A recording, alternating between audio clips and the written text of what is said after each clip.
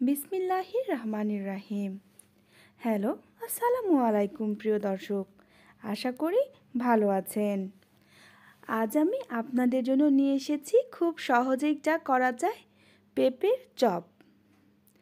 এটি আপনারা খুব সহজেই করতে পারবেন যদি আমার রেসিপিটি আপনি ফলো করেন। আর এটি যেমন স্বাস্থ্যের দিক থেকে উপকারী আর খেতেও অনেক সুস্বাদু। দেখুন আমার পেঁপের চপগুলো কত সুন্দর ফুলকে আর ক্রিস্পি হয়েছে। এই যে দেখুন, হাত দিলে কি সুন্দর মুচমুচেভাবে ভেঙে যাচ্ছে। তো আমি আর কথা বাড়াচ্ছি না, সরাসরি রেসিপিতে চলে যাচ্ছি। পেঁপের চপ তৈরি করার জন্য প্রথমে আমি একটি পেঁপেকে ছুলে নিয়েছি এবং তারপরে এই যে এভাবে শেপ করে কেটে নিয়েছি। মাঝখান থেকে ফালি ফালি করে আমি কেটে নিয়েছি। চেষ্টা করবেন এভাবে ফালি ফালি করে কেটে নেওয়ার জন্য, এতে চপ বানাতে খুব সুন্দর সুবিধা হয়। এই যে দেখুন এভাবে।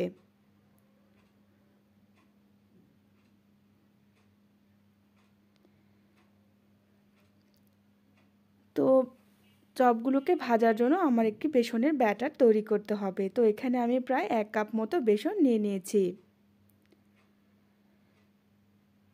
এবং এই বেসনের মধ্যে দিয়ে দিচ্ছি 1 চা চামচ মরিচের গুঁড়া, 1/4 চা চামচ হলুদের গুঁড়া, হাফ চা চামচ ধনিয়া গুঁড়া, হাফ চা চামচ জিরার গুঁড়া, পরিমাণ মতো লবণ এবং 1/4 চা চামচ বেকিং পাউডার। এবার এই শুকনো ইনগ্রেডিয়েন্টসগুলো আমি এই বেসনের মধ্যে দিয়ে দিচ্ছি। সবগুলো উপকরণ ঢেলে দেওয়ার পরে আমি একটি হ্যান্ড মিক্সারের সাহায্যে এই সব উপাদানগুলোকে খুব সুন্দরভাবে মিক্স করে নিচ্ছি। চেষ্টা করবেন শুকনো উপাদানগুলো খুব সুন্দরভাবে হাত দিয়ে অথবা হ্যান্ড মিক্সার দিয়ে মিশিয়ে নেওয়ার জন্য।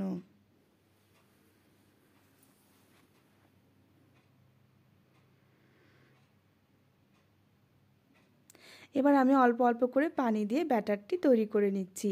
চেষ্টা করবেন ধীরে ধীরে অল্প অল্প করে পানি দিতে, এতে ব্যাটারটা আপনার সুন্দর হবে এবং স্মুথ হবে এবং আপনার চপগুলো অনেক সুন্দর মচমচে হবে।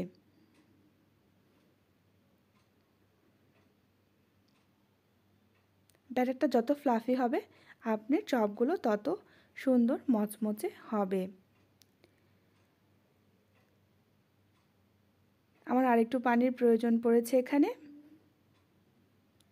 আমি আরেকটু পানি দিয়ে হ্যান্ড মিক্সারের সাহায্যে খুব সুন্দরভাবে বিট করে নিচ্ছি।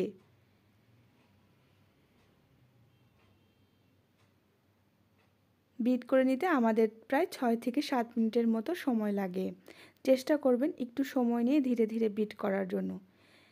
এতে আপনার ব্যাটারটি যত ফ্লাফি হবে আপনার চপটি তত সুন্দর বেশি ক্রিস্পি হবে। এই যে দেখুন আমার ব্যাটারটি প্রায় রেডি হয়ে এসেছে। এই যে দেখুন যখন ছেড়ে দেব এক নাগাড়ে সবগুলো পড়ে যাবে। এতে বোঝা যাবে যে আপনার ব্যাটার প্রায় সম্পূর্ণ রেডি। এবার জাস্ট শুধু তেলে দিয়ে ভাজার জন্য ওয়েট করছে। তো চুলার প্যানে আমি প্রয়োজন মতো তেল দিয়ে দিয়েছি এবং এই তেলের মধ্যে আমি সেই চপগুলোকে একটার পর একটা দিয়ে দিচ্ছি। এই পর্যায়ে চুলার আঁচ থাকবে মিডিয়ামে। কখনো হাই হিটেও ভাজতে যাবেন না, আবার লো হিটেও ভাজতে যাবেন না। সবসময় মিডিয়ামে যে কোনো চপ পাকোড়া এগুলোকে ভাজবেন। সকল ভাই আপু যারা আমার এই ভিডিওটি দেখছেন সকলের কাছে আমার একটি রিকোয়েস্ট, একটা লাইক দিয়ে ভিডিওটি দেখা শুরু করবেন। আপনার একটি লাইক পারে আমার এই ভিডিওটিকে হাজার হাজার মানুষের কাছে পৌঁছে দিতে। আমার চ্যানেলটিকে সাবস্ক্রাইব করবেন, শেয়ার করবেন, কমেন্ট করবেন আর পাশে থাকা বেল বাটনটি বাজিয়ে দিবেন। এতে আমার ভিডিওর সকল নোটিফিকেশন সবার আগে পৌঁছে যাবে আপনার কাছে। সো আর দেরি করবেন না, বেল বাটনটি বাজিয়ে দিন এবং সকল নোটিফিকেশন পেয়ে যাবেন। অর্থাৎ আমি যখন কোনো রেসিপি ছাড়ব তার নোটিফিকেশন সবসময় আপনার কাছে পৌঁছে যাবে। তো আমার চপগুলো ভাজা প্রায় হয়ে এসেছে। আমি উল্টিয়ে দিয়েছি সব চপগুলোকে। আর কিছুক্ষণ ওয়েট করব জাস্ট একটা ব্রাউন কালার আসার জন্য। দেখুন কত ফুলকো হয়েছে। আমার রেসিপি ফলো করে যদি আপনি এভাবে পেঁপের চপ তৈরি করেন তবে আপনার চপগুলো হবে এমন ফুলকো ও সুস্বাদু। আমি গোল্ডেন ব্রাউন আসার জন্য আরেকবার উল্টিয়ে দিচ্ছি।